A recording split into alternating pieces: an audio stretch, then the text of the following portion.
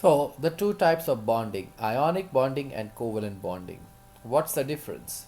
In ionic bonding, attractive forces due to the transfer of one or more electrons from one atom to another takes place. So, in ionic bonding, there is transfer of electrons.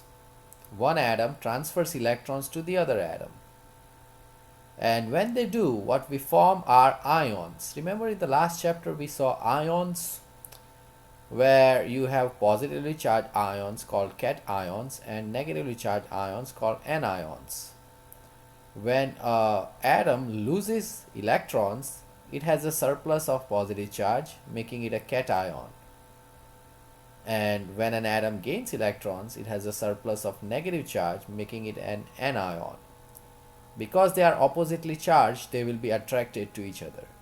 And that is the ionic bond.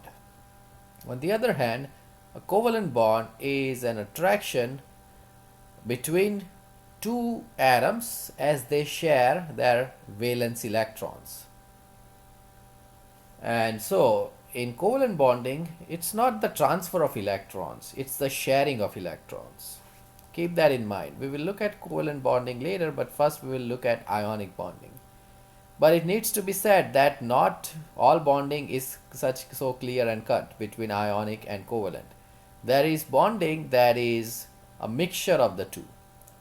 You see, just like the electromagnetic spectrum, where it's continuous from one end gamma radiation to the other end radio waves, bonding is also on a spectrum from one end to the other, where you have ionic bonding on one side, covalent bonding on the other, and bonding in the middle where it goes from ionic to slightly less ionic and less until it turns covalent. But we will not be worrying about that soon. We will be looking at ionic bonding in this video. So, why does one atom want to lose electrons and why does other atom wants to gain electrons? Well, first of all, please remember this as I say this, that an atom which wants to lose electrons is likely going to be a metal. Most likely it's going to be a metal. A metal which will want to lose electrons. In the last chapter we saw how metals have low ionization energies.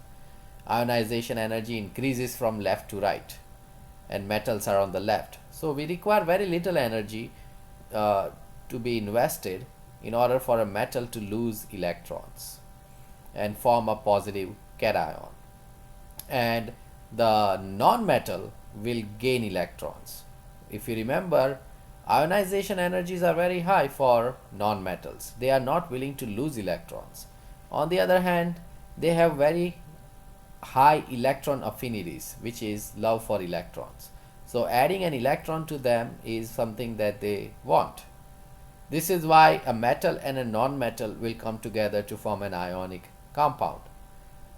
But they will not just arbitrarily exchange electrons. One will not lose any number of electrons while the other will gain any number.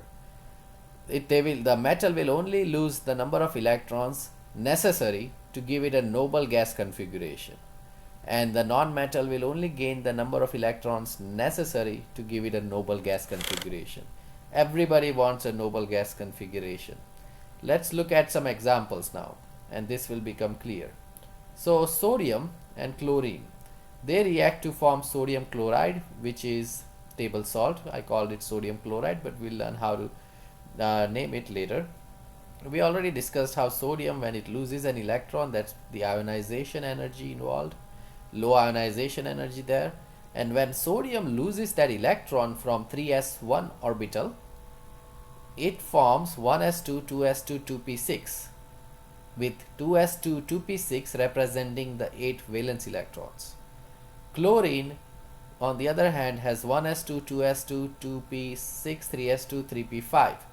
There are 3s2, 3p5, 7 valence electrons shown here in its Lewis symbol, 1 here and 6 here.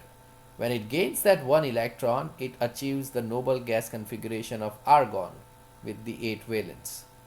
So this is how the two exchange electrons, because they gain a noble gas configuration. Na forms Na plus ion, cation, Chlorine, shown here in its Lewis symbol for the ion, has 8 valence electrons now, with a negative charge shown outside the square brackets. Yep. So keep this in mind. Metals tend to form cations because they have low ionization energies and low electron affinities. They do not love electrons. Non-metals tend to form anions because they have high ionization energies. They don't want to lose electrons, but they also have high electron affinities. They love electrons. Ions are formed when the transfer of electrons take place, and the oppositely charged ions are now attracted to each other by electrostatic attraction. And so, whenever you have metals and non-metals react, they usually form ionic compounds.